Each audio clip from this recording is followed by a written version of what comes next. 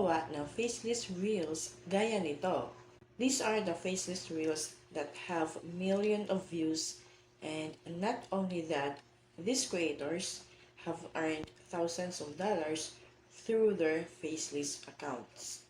Kaya naman, on the past 28 days, sinubukan ko din gumawa ng faceless reels sa aking Instagram account and even in my Facebook and TikTok account.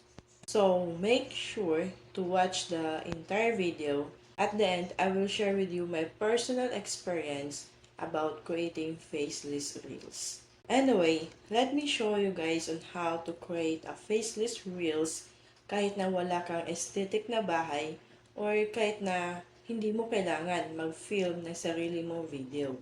Hi, my name is Rose. So, if this is your first time to see my video, I create content about making money online through digital products. So, if you are interested on my topic, make sure to hit the subscribe button para updated ka sa mga bago kong videos. Faceless content ay isa sa mga trending na mga videos ngayon sa Instagram. Lalo na if ikaw ay introvert and then gusto mong gumawa or mag-start ng sarili mong digital business. Kaya ngayon, ipapakita ko sa iyo kung saan mag-download ng mga aesthetic na mga videos na pwede mong gamitin sa iyong reels for free, kung paano mag-add ng mga trending na audio from Instagram, paano mag-edit ng video using a free video editing software, paano mag-add ng emoji and text-styled na captions for your videos. To get started, kailangan mo ng tatlong tools: ChatGPT, CapCut, Canva. We are going to use ChatGPT for content ideas and content research as well. Huwag ka mag-alala kasi free lang ang mga ito. When I started my digital business way back 2018, struggle ko din ang paggawa ng mga content kasi may mga pagkakataon na talagang naubusan ako ng content ideas. Kaya ang nangyari, hindi ako nakapag-upload, hindi ako naging consistent sa paggawa ng mga content. Dahil sa kahit anong piga ng utak ko, wala talagang lumalabas na ideas. Hanggang sa dumating talaga yung panahon na tinatamad na akong gumawa ng content. Pero buti na lang ngayon, meron tayong ChatGPT.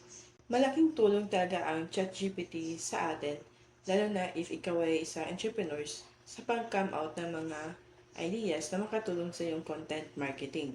And if this is your first time na ma-encounter si ChatGPT, ChatGPT is free lang po, free to sign up and then free to use. So ngayon guys, meron lang po kasi ako nakaprepare dito na prompt para kay ChatGPT. Ang gagawin ko na lang is to copy and paste this one kay ChatGPT, and then it will give me 20 ideas about life, about success.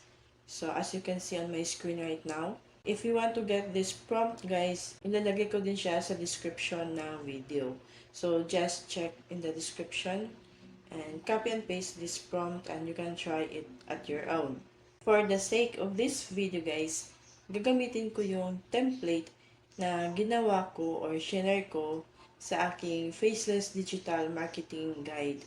Inside my Faceless Digital Marketing Guide, you will see the 7 templates na pwede mong gamitin sa iyong video reels. So I will use this one. Itong 3 tools I use for productivity. Alright, ngayon meron na tayong text na gagamitin sa ating video reels. Ang next step naman na gagawin natin is maghanap ng video na gagamitin natin para sa reels. Gaya nga ng sinabi ko kanina guys, hindi mo kailangan na mag-film ng sarili mong video o hindi mo kailangan na meron ka ng aesthetic na lugar or na bahay para makapag-start sa faceless content. Dahil guys, ituturo ko sa iyo yung website na ginagamit ko kung saan ako nagda-download ng mga faceless na mga content. Actually, marami namang mga website dyan kung saan pwede ka mag-download ng mga aesthetic ng mga reels. Pero sa ngayon, ang ginagamit ko po talaga ay ang pexels.com. So, punta ka lang sa pexels.com and then i-search mo aesthetic lifestyle videos. As you can see, marami ang lumalabas dyan na mga videos. May horizontal, may vertical. So, kailangan mo siyang i-filter. I-click mo itong filter and then choose vertical. Scroll down ka lang, marami kang makikita dyan ng mga videos. So, next step is pumili ka na ng mga videos na faceless. For this example guys, pipiliin ko itong may flower vase. So, click mo lang itong download and then it will automatically save to your computer. Alright, so meron na tayong text and video. Ang next step na gagawin natin is maghanap naman ng trending sound kay Instagram. So right now, I'm using a laptop para mas makita nyo po ang process. And you can do this also using your mobile phone. So open your Instagram app and then maghanap tayo ng trending na video. So, right now, ito yung nagustuhan ko, guys. So, ang gagawin ko, guys, is i-click ko itong tatlong dots and then i-click ko itong copy link. So, paano naman natin siya madadownload at magagamit sa ating video? Good question. Next step is punta tayo sa snapinsta.app. So, dito, ipipaste mo yung video link na nanggagaling dun sa Instagram mo. And then, click download. So, antayin mo lang matapos ang pag-download ng video. Alright, now that we have the text, the video, and the audio, ang next step na gagawin natin ay ang pinaka-exciting na part, which is the video editing. So, kung wala ka pang CapCut desktop, you can download this one for free. So, kung meron ka na, let's open the CapCut app. You can also use this one in your mobile phone. Alright guys, pag na-open mo na ang iyong CapCut app, next step is to import the video and the audio. So if you are using a desktop or a laptop, just simply drag and drop the files. If cellphone naman ang gamit mo, just go to import files. Okay?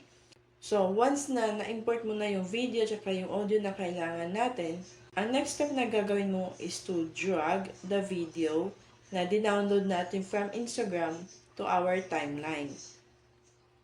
So, once na-drag mo na siya sa ating timeline, i-right-click mo siya and then extract audio.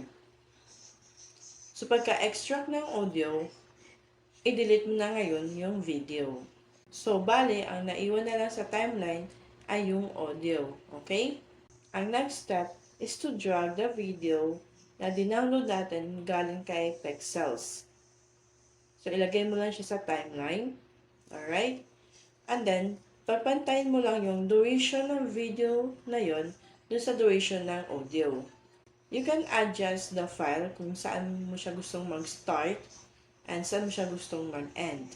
For short video guys, I recommend to create video reels around 6 to 10 seconds. So if you think yung audio mo is nasa mga 3 seconds lang gaya nito, ang ginagawa ko guys is I just copy this one, yung audio, and then idudugtong ko siya para magiging mahaba yung audio ko at aabot ng mga 5 to 6 seconds. And also, I will adjust the duration ng aking video.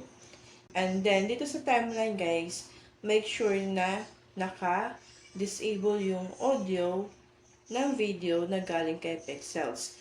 Para hindi masasapawan yung audio na ginamit natin or gagamitin natin na galing kay Instagram.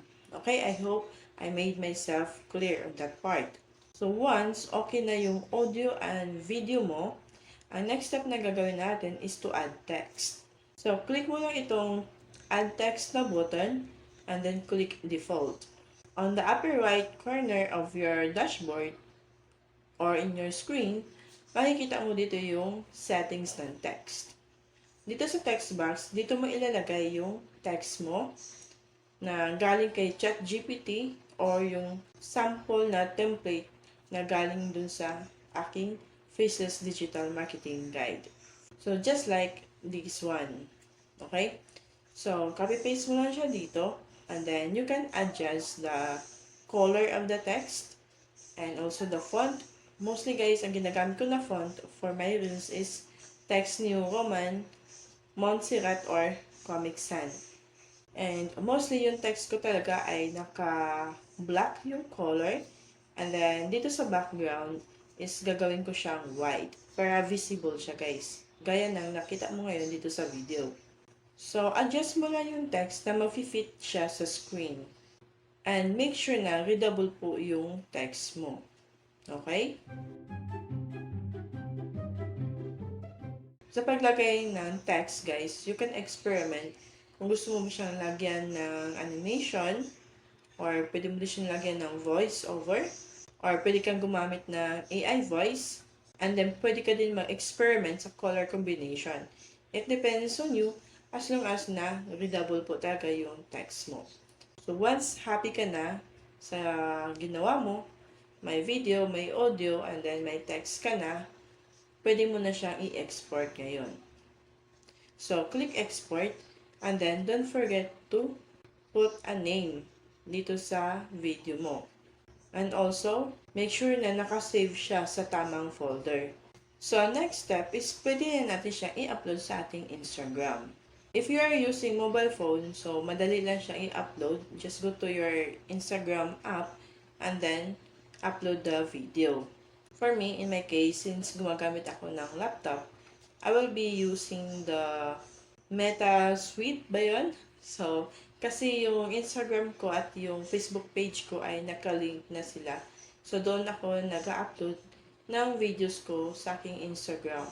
And then, meron parang nagtanong sa akin kung paano ko daw ginawa yung caption ng video ko na meron siyang text style, merong bold, and then meron din mga emojis. Sa pag-add ng text style, yung pag-add ng mga bold na captions, and then may mga style pa siya, may italic, just go to yaitext.com.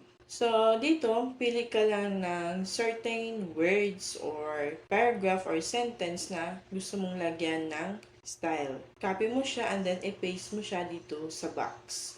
And then, after that, just click copy again and then paste it to your description or sa caption ng video mo. For the emoji or yung may mga stars, may mga check marks, magpunta ka lang sa emojipedia.org. So, dito, pwede ka mag-search ng arrows, ng checkmark, and then, i-copy mo lang siya, and then, paste it to your captions. And then, huwag mong kalimutan maglagay ng hashtag sa mga videos. Kaya kung sakaling meron mang magsisearch ng topic regarding dun sa video mo, is lalabas din po sa search results yung video mo. By the way, bago ko makalimutan guys, punta muna tayo sa Canva. And then, gagawa tayo ng photo cover para sa ating Reels. Kay Instagram kasi, pwede ka maglagay ng photo cover dun sa Reels niya. So, dito sa Canva, magsisearch lang ako dito sa search box ng template na Instagram cover. So, here you go guys. As you can see here, meron akong nahanap na template or na size para dun sa Reels ko. So, maglagay lang ako ng konting design dito. And then, charan, ito na siya guys. Kung gusto mong matuto ng Canva or gusto mong malaman kung paano ako gagawa ng design sa Canva, then just let me know para magawan ko din siya ng tutorial. Alright guys, so ngayon tapos na akong gumawa ng cover photo for my Instagram Reels. And by the way, dito din kasi sa Meta Suite, may mga options ka dito na pwede mong i-schedule yung video mo or pwede mong i-publish right now. Ready to publish na po yung video na ito guys. Meron na tayong description, meron na din tayong cover. Now, let's click the publish button. So, ayun guys, congrats! So, if nasundan mo ang video na ito at nakagawa ka ng faceless reels using or following my video tutorials, just let me know guys by tagging me sa Instagram at @rosecumera. The reason why guys I like reels is that isang beses mo lang siyang gawin, isang video lang, but then you can repost or you can upload to TikTok, to Instagram, Facebook Reels, and YouTube Shorts, or even in Pinterest. So marami siyang purpose or marami siyang ways na pwede mo siyang gamitin. Ang pinaka-advice ko talaga dito guys is that huwag ka lang mag-focus sa isang platform. Though, dapat meron kang main platform talaga para sa yung content. Also, pagdating sa shorts, do not limit sa isang platform lang. Kasi iba-iba sila ng algorithm. So, make sure to distribute your shorts sa ibang platform.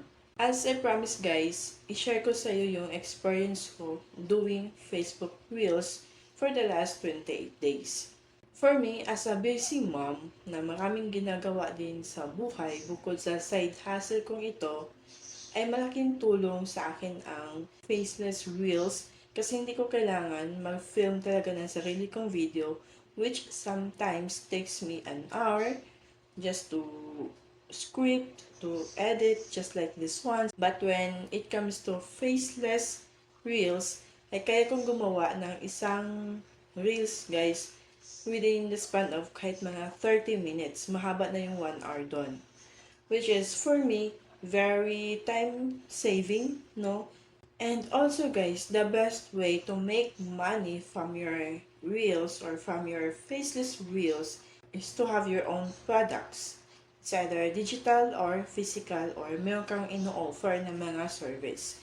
Yung hindi ka lang nag-rely doon sa ads na lumalabas sa yung mga reels. Kasi sa totoo lang guys, yung kita mo dun sa ads, dun sa reels mo, is konti lang talaga yan compare kung meron kang binibenta na sariling product.